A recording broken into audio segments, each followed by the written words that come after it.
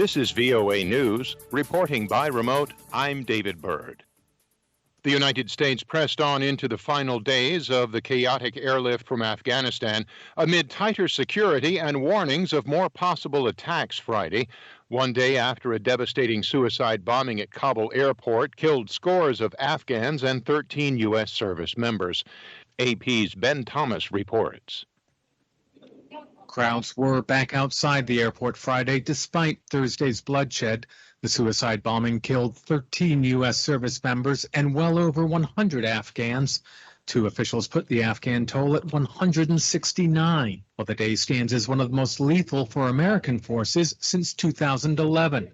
At the White House, Press Secretary Jen Psaki. The national security team the president met with this morning advised the president and vice president that another terror attack in Kabul is likely. As flights continue to depart, Ahmadullah Harawi tells the Associated Press he's determined to get out, saying an explosion may happen any second, but Afghans are facing lots of challenges. That's why he's overcome the fear and taking the risk to come to the airport. I'm Ben Thomas. Hurricane Ida struck Cuba on Friday as a rapidly intensifying storm that could speed across warm Gulf waters and slam into Louisiana as a Category 3 hurricane by Sunday. Louisiana Governor John Bell Edwards has declared a state of emergency and said those who choose not to evacuate need to be ready when Ida arrives. Make sure that you're paying attention to your family, to your pets, to elderly loved ones and neighbors. If Ida makes landfall in New Orleans Sunday as predicted, it would be on the 16th anniversary of another deadly hurricane, Hurricane Katrina. This is VOA News. A California parole board panel has ruled in favor of releasing Robert F. Kennedy's assassin from jail. AP's Mike Gracia reports. Sirhan Sirhan, Senator Robert F. Kennedy's assassin, has been granted parole. A two-person panel of the California Parole Board recommended Sirhan's release after his 16th parole hearing. Two of RFK's sons spoke in favor of Sirhan's release, and prosecutors declined to participate or oppose his release under a policy by Los Angeles County District Attorney George Gascon. However, release for the 77-year-old Sirhan is not assured. The ruling by the two-person panel will be reviewed over the next 90 days by the California Parole Board staff. It will then be sent to the governor, who will have 30 days to grant it, reverse it, or modify the ruling. I'm Mike Gracia. A judge has blocked Florida Governor Ron DeSantis' order banning mask mandates for schools.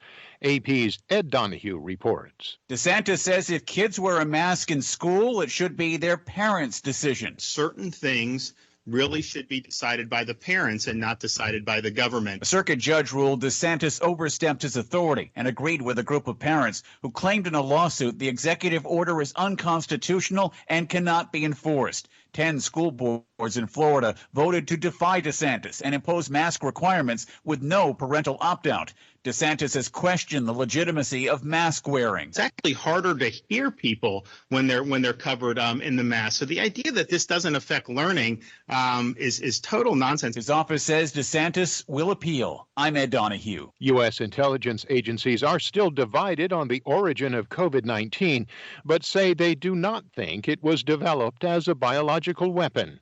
AP's Jackie Quinn reports. President Biden had ordered a review this spring with the initial findings that COVID likely began from either animal to human transmission or a leak from a lab. According to a report summary, 4 members of the U.S. intelligence community said with low confidence the virus was initially transmitted from an animal to a human. A 5th intelligence agency believes the first human infection was linked to a lab, although the experts don't believe it was intended as a bioweapon and don't think China's leaders knew about the virus until the start of the global pandemic. The director of national intelligence says China's refusal to fully cooperate with the U.S. and international investigators has hampered the study. Jackie Quinn, Washington. On Wall Street, stocks closed higher with the Dow Jones Industrials adding 0.69%.